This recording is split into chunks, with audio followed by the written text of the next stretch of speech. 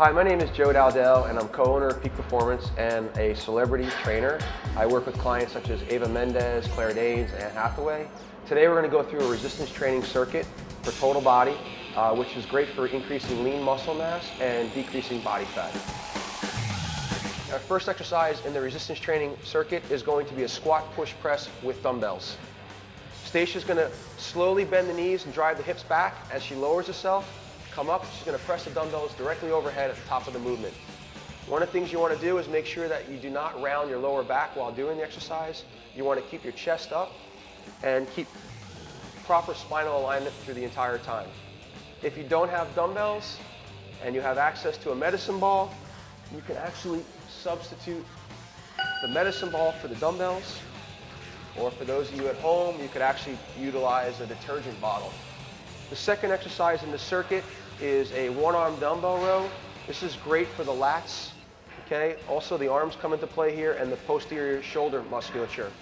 The way to do this is you do the squat push press with the med ball, and then when you finish that, you immediately go into the one-arm dumbbell row. Then you'll rest about 60 seconds and you'll repeat the exercise again. While you're doing the exercise, one of the things you want to do is keep proper spinal alignment. You want a slight curve in the lower back, everything nice and straight, the head in line with the spine.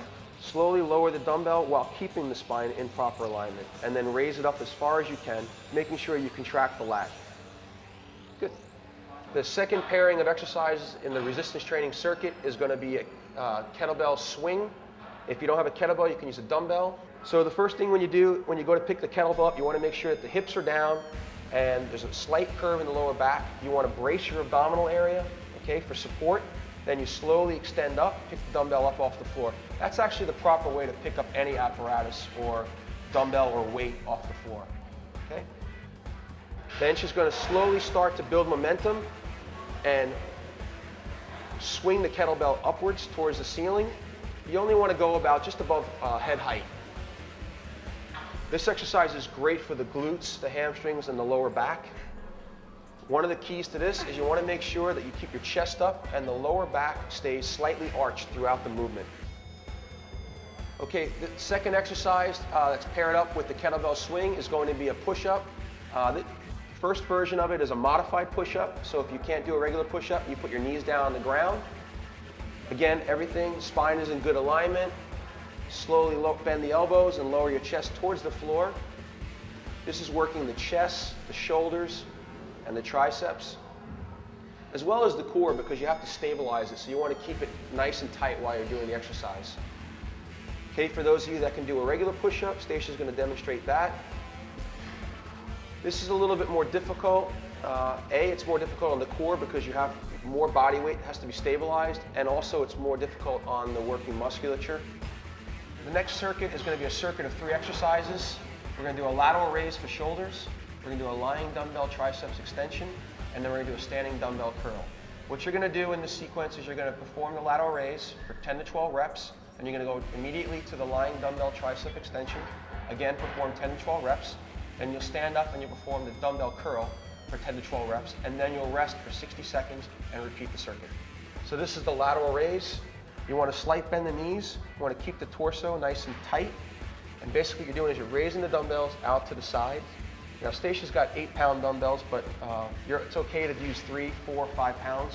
Whatever you can do that's challenging for 10 to 12 reps.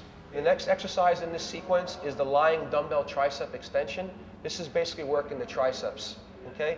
What you want to do is keep the elbows either perpendicular to the body or slightly more towards the head. You're going to keep this fixated, and now you're going to just move the forearm and pivot it around the elbow joint. So this stays completely stationary, and now just the forearms move. You're going to do 10 to 12 reps of this exercise. You do a nice moderate tempo. I would say about 2 seconds lowering and then 2 seconds raising. Now the third exercise in this sequence is the standing dumbbell curl. Basically what we're doing here is targeting the bicep musculature. You want to stand up with good posture, the knees slightly bent. Perform 10 to 12 reps. Now we're at the last exercise in the resistance training circuit. This is the reverse crunch. You can either do this on a bench, or if you don't have a bench, you can do it on the floor of your house. Basically what you want to do is lie with your back flat. You want to bring your knees up and lock them in, your hips, lock them in position like this, and then slowly roll the spine backwards, okay? And then you come down and let your butt just touch, and again, roll backwards. What you don't want to do is use your legs to create momentum.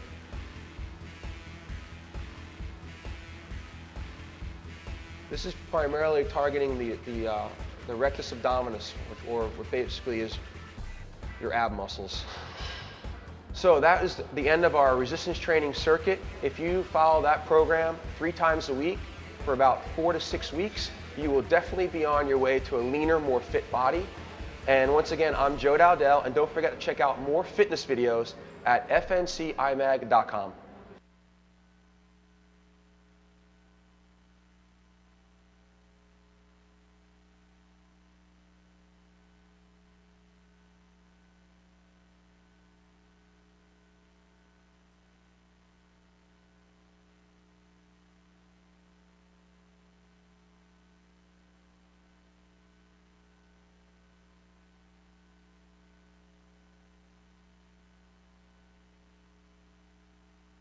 For more original lifestyle videos, log on to fncimag.com.